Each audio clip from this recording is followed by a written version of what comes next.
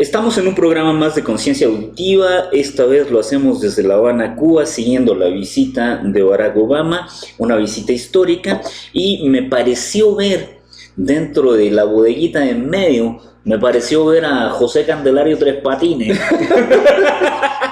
Le doy la bienvenida y saludo a mi amigo, mi querido amigo, el maestro Gerardo Alvarado Hierro.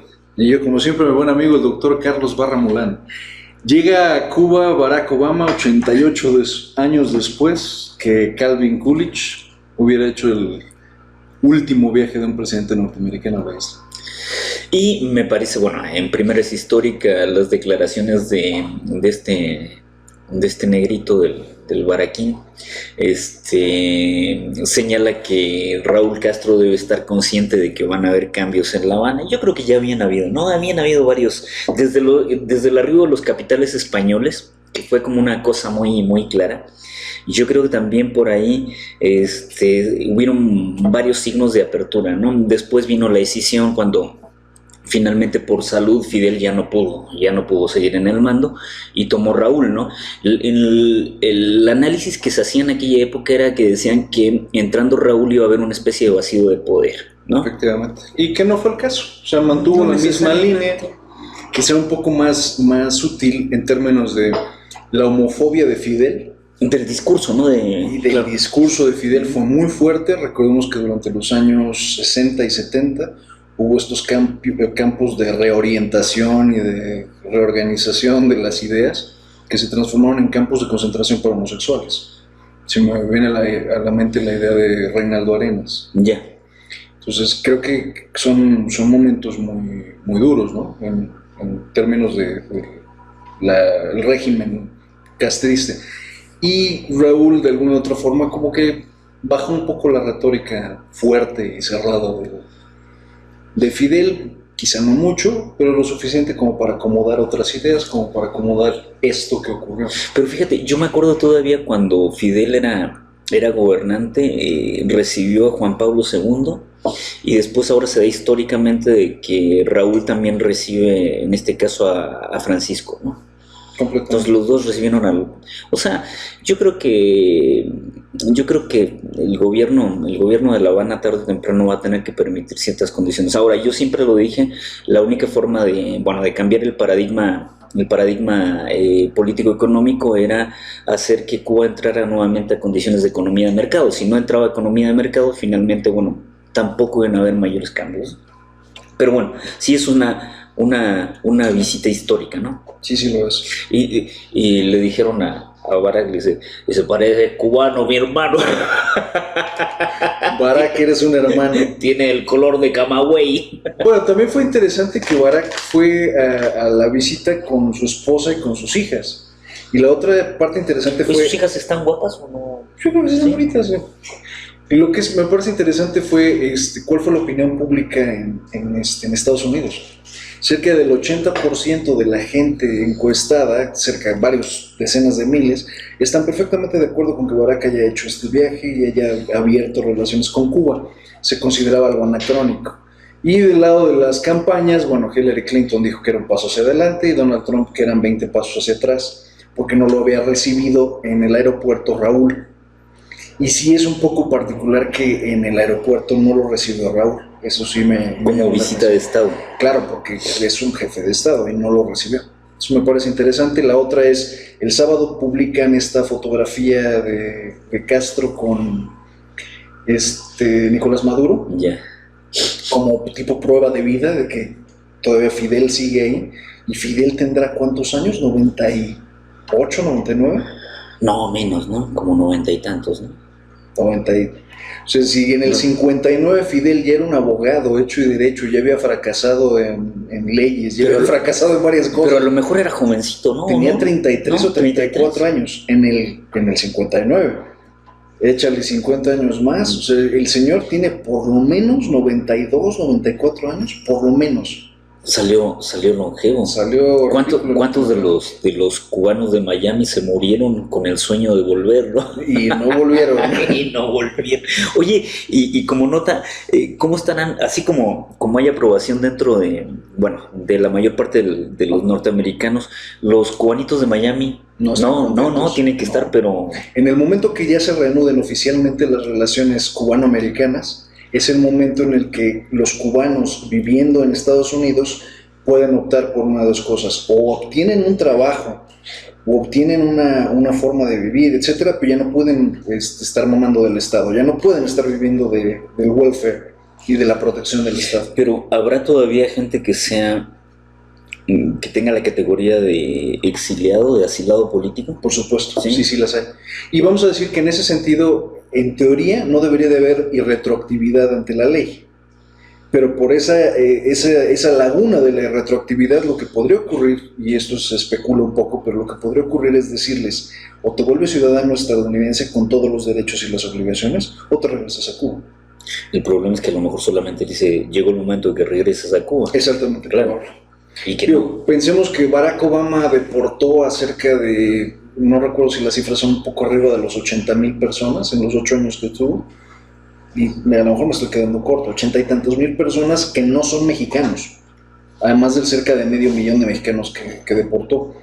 Si quedara un tipo con una línea dura como Trump, un discurso que vaya hacia ese lado, también, yo creo que es altamente probable que, ante la impotencia de no poder regresar Cuba y Estados Unidos a las relaciones anteriores que tenían totalmente rotas, es altamente probable que se desquiten con los asilados.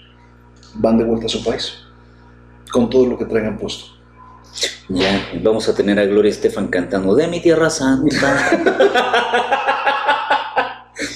Ay, la Gloria. Bueno, cambiemos un poco el tema. ¿Sabes que su papá de Gloria fue un combatiente? Estuvo en Playa Girón, ¿no? Estuvo en Playa Girón. En Bahía de Cochinos. Sí, en Bahía de Cochinos. Y parece que también peleó en alguna de las guerras, no sé si fue Vietnam o no sé, algo por ahí, ¿eh? De ahí salió la ciudadanía de Gloria. Sí. Interesante. De Gloria y no sé, de Emilio, ¿no? Emilio Estefan. Tenemos un par de notas interesantes. Oye, ¿te acuerdas tú de esta mierda cubana que cantaba, que se llamaba... uno que era negro? Que en algún tiempo sonó, pero después ya no... ¿Céspedes? No, ese es de aquí. Ese ya fue más mexicano que cubano. Fue más mexicano, bro. ¿Cómo se llamaba? Un negro que cantaba... Sí, un flaco que cantaba en Estados Unidos. Cubano. Se me fue la... Ni idea. Se me fue. El que se fue, que era mexicano, bueno, cubano-mexicano, y ahora es cubano-mexicano, norteamericano, ese que cantó toda la vida, Franco. Y ya no sonó nunca más, ¿no? Al parecer Franco se convirtió en... ¿Empresario? En autor, en cantautor. O sea, perdón, no cantautor, nada más en autor de canciones. Pero ya se verá. Bueno, hay algunas notas curiosas en la semana. Esta semana... Ese que cantaba ya no puedo más, otro día más sin verte. Pero no me acuerdo cómo se llamaba. Ay, sí lo recuerdo. Me volverá a la mente. Sí, ya sé quién es. Sale en la misma época de Sade y de toda la música noventera. No sonó mucho. Ya no duró mucho. Y no tenía mala música, ¿eh? Pero era más gringo que cubano. Sí, ¿no?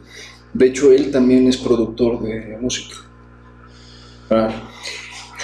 Esta semana se prohíben los narcocorridos en Sinaloa, pero con una ley o un bando municipal que me parece entre lo exagerado y casi lo estilo Gestapo es... John Secada.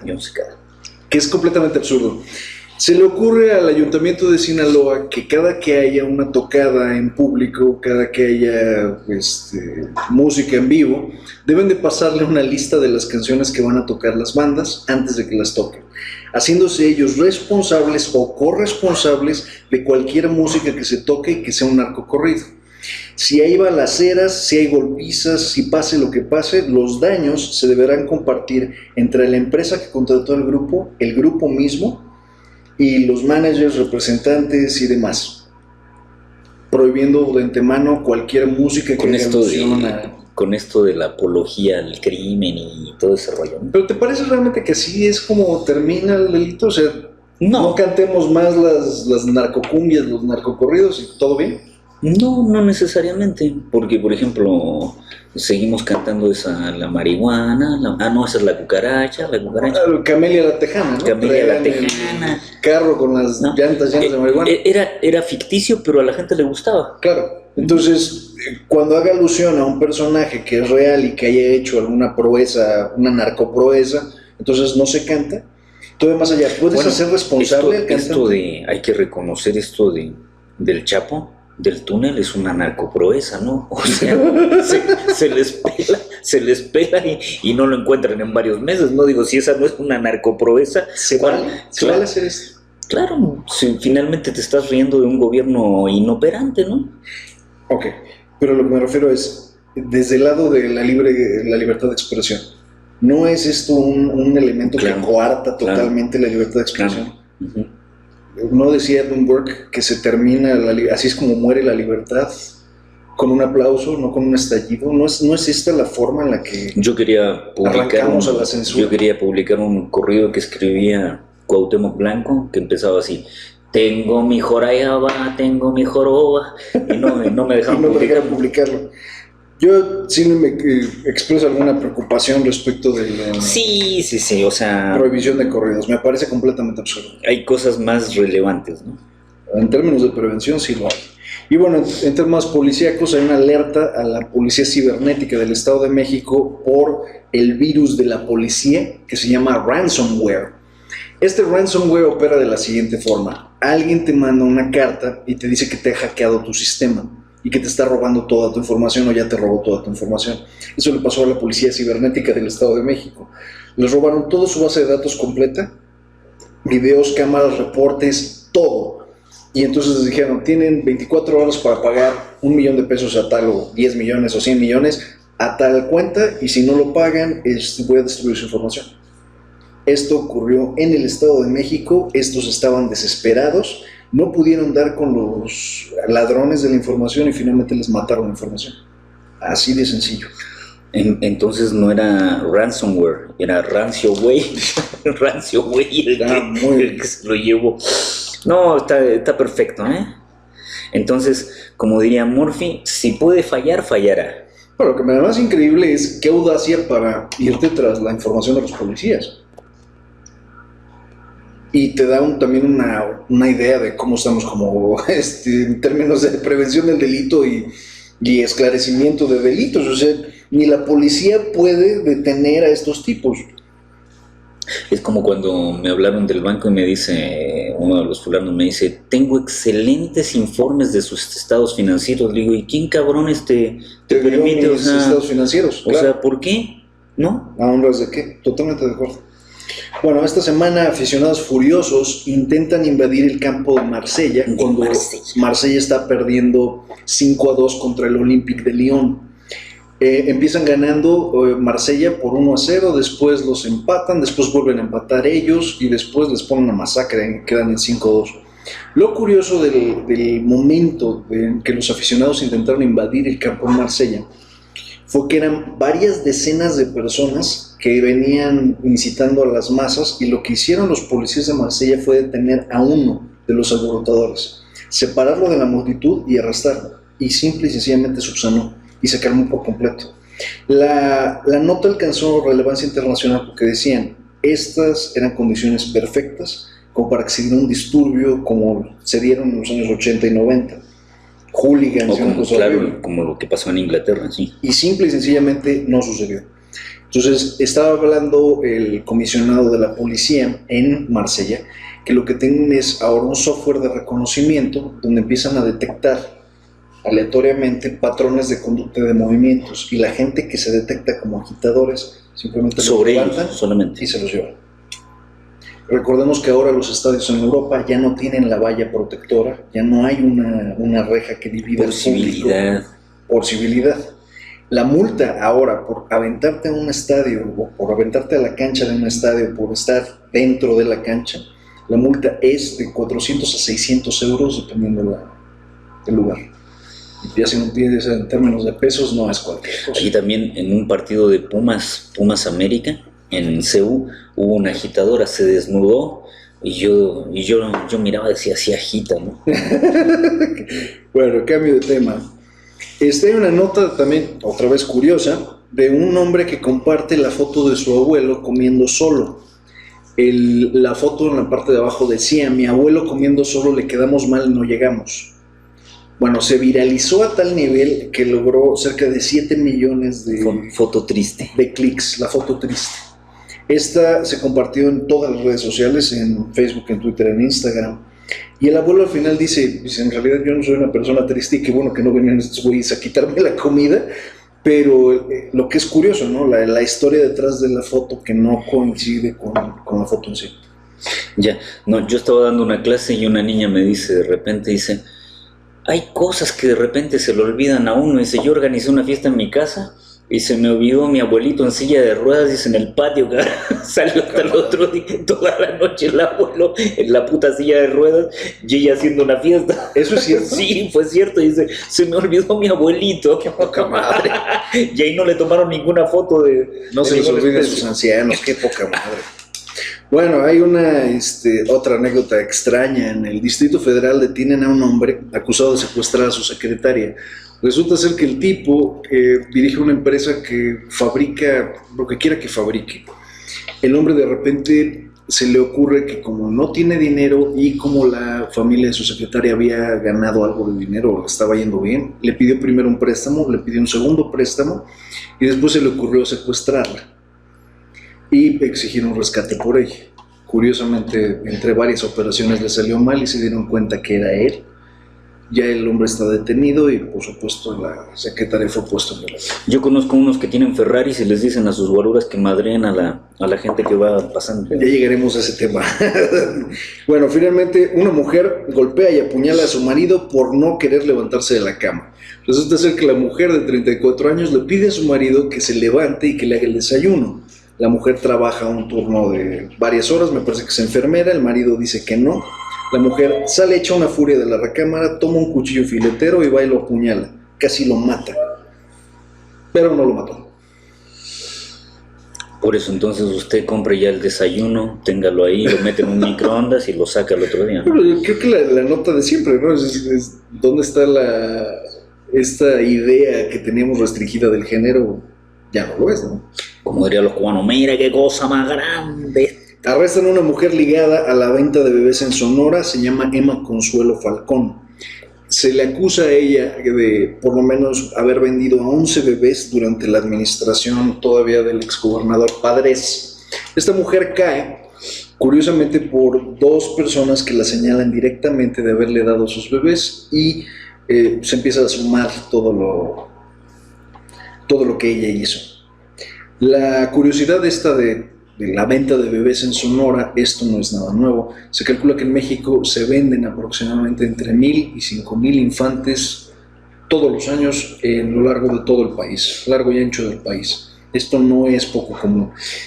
No, hombre, es una cuestión brutal. Habría que ver, por ejemplo, si solamente, que ya de por sí es brutal, que se trafique con un niño, habría que ver si pasa a engrosar las familias de alguien o es para otro motivo. Claro, o es para algo mucho más encarnizado todavía, que sería el tráfico de órganos o una cosa como esa. También puede estar ahí presente.